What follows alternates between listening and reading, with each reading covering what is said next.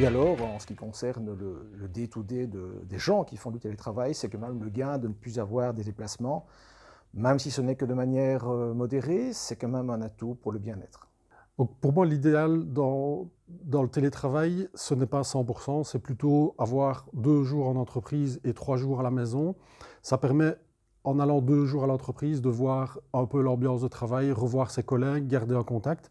Pour moi, 100% du télétravail, c'est une aberration, mais 2 jours maximum, et les 3 jours qui restent, au moins tu as du contact avec les gens, le lien social n'est pas perdu.